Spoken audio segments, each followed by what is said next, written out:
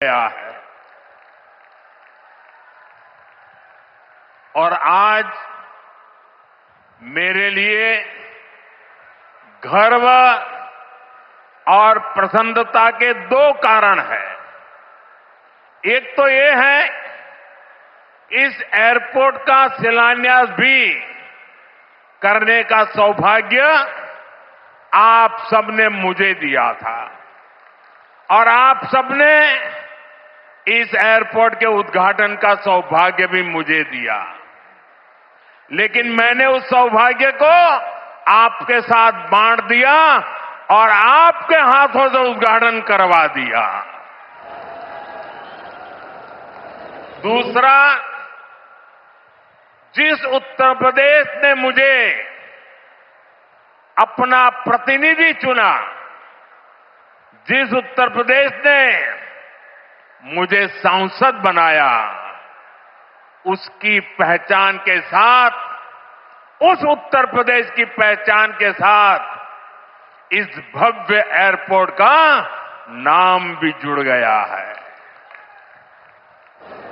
साथियों, नोएडा का ये एयरपोर्ट आगरा, मथुरा, अलीगढ़, गाजियाबाद, मेरठ, इटावा, बुलंदशहर, फरीदाबाद, इस पूरे क्षेत्र को बहुत बड़ा लाभ होने वाला है।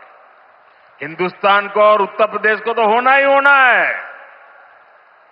ये एयरपोर्ट पश्चिमी उत्तर प्रदेश के किसानों, छोटे और लघु उद्योगों, यहां के नौजवानों के लिए अनेक नए अवसर लेकर आने वाला है। यहां से दुनिया के लिए विमान तो उड़ेंगे ही, साथ ही ये विकसित उत्तर प्रदेश की उड़ान का भी प्रतीक बनेगा। मैं उत्तर प्रदेश को विशेष रूप से पश्चिम उत्तर प्रदेश की जनता को इस भव्य एयरपोर्ट के लिए बहुत बहुत बधाई देता हूं। साथियों, आज का ये कार्यक्रम भारत के नए मिजाज का प्रतीक है। आप सभी देख रहे हैं कि आज पूरा विश्व कितना चिंतित है। पश्चिम एशिया में एक महीने से युद्ध चल रहा है। युद्ध की वजह से कई सारे देशों में खाने पीने के सामान, पेट्रोल, डीजल, गैस, खाद, ऐसी कई जरूरी चीजों का चारों तरफ संकट पैदा हो गया है। हर देश इस संकट का सामना करने के लिए कुछ न कुछ कोशिश कर रहा है, प्रयास कर रहा है। और हमारा भारत भी इस संकट का पूरी शक्ति से मुकाबला कर रहा है। देशवासियों की ताकत के भरोसे कर रहा है।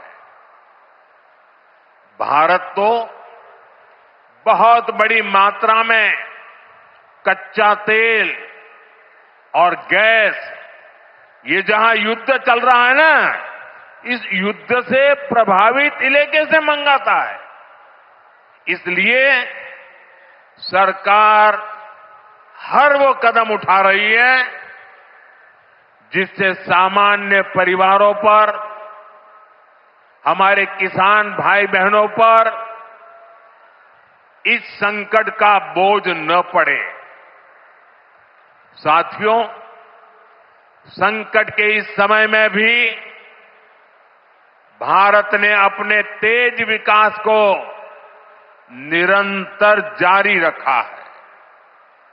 मैं सिर्फ पश्चिमी उत्तर प्रदेश की ही बात करूं तो पिछले कुछ सप्ताह में ही ये चौथा बड़ा प्रोजेक्ट है जिसका शिलान्यास या लोकार्पण हुआ है। इन कुछ ही सप्ताह में इस दौरान नोएडा में बहुत बड़ी सेमी कंडक्टर फैक्ट्री का शिलान्यास हुआ। इसी कालखंड में देश की पहली दिल्ली मेरठ नमो भारत ट्रेन ने गति पकड़ी।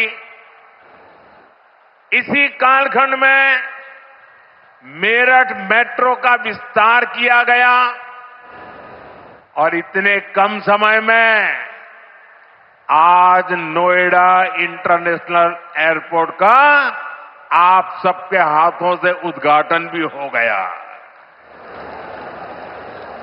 साथियों, ये सारे प्रोजेक्ट्स यूपी के विकास के लिए डबल इंजन सरकार के प्रयासों का शानदार उदाहरण है। सेमीकंडक्टर फैक्ट्री भारत को टेक्नोलॉजी में आत्मनिर्भर बना रही है। मेरठ मेट्रो और नमो भारत रेल तेज और स्मार्ट कनेक्टिविटी दे रही है और ये हमारा जेवर एयरपोर्ट पूरे उत्तर भारत को दुनिया से जोड़ रहा है। और आपने अभी वीडियो में देखा, ये ऐसा एयरपोर्ट बन रहा है, हर 2 मिनट में एक जहाज उड़ेगा, हर 2 मिनट में एक जहाज उड़ेगा। पहले सपा वालों ने नोएडा को अपनी लूट का एटीएम बना लिया था, लेकिन आज भाजपा सरकार में वही नोएडा यूपी के विकास का सशक्त इंजन बन रहा है। साथियों, जेवर का ये एयरपोर्ट डबल इंजन सरकार की कार्य संस्कृति का भी बहुत अच्छा उदाहरण है। अब आप सोचिए, इस एयरपोर्ट को अटल बिहारी वाजपेयी जी की सरकार ने 2003 में ही फाइल में मंजूरी दे दी थी। 2003 में आप में से बहुत होंगे जिसका जन्म नहीं हुआ होगा, बहुत वो लोग होंगे जो उस समय 25-30 साल के 35 साल के हुए होंगे और आज रिटायर्ड की हो गए, लेकिन एयरपोर्ट नहीं बना। लेकिन केंद्र में कांग्रेस और यहां की पहले की सरकारों ने सालों तक इस एयरपोर्ट की नींव तक नहीं पड़ने दी। 2004 से 2014 तक ये एयरपोर्ट फाइलों में ही दबा रहा।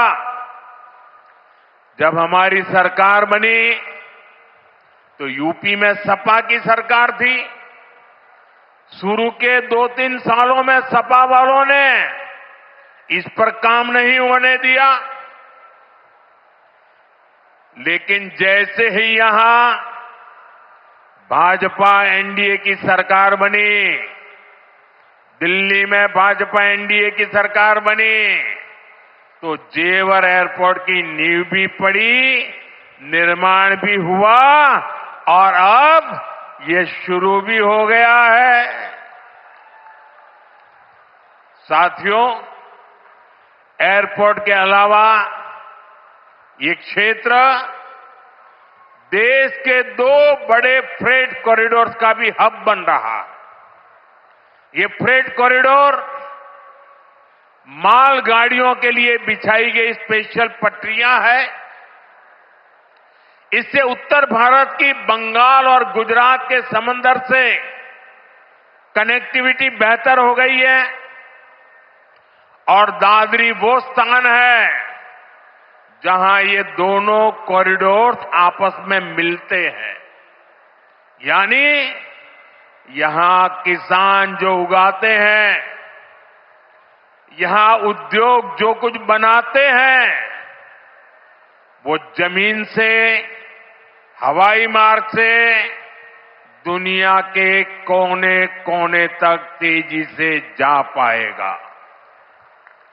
ऐसी मल्टी मॉडल कनेक्टिविटी के कारण यूपी दुनिया भर के निवेशकों के लिए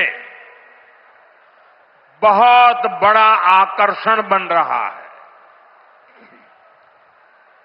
साथियों, जिस नोएडा को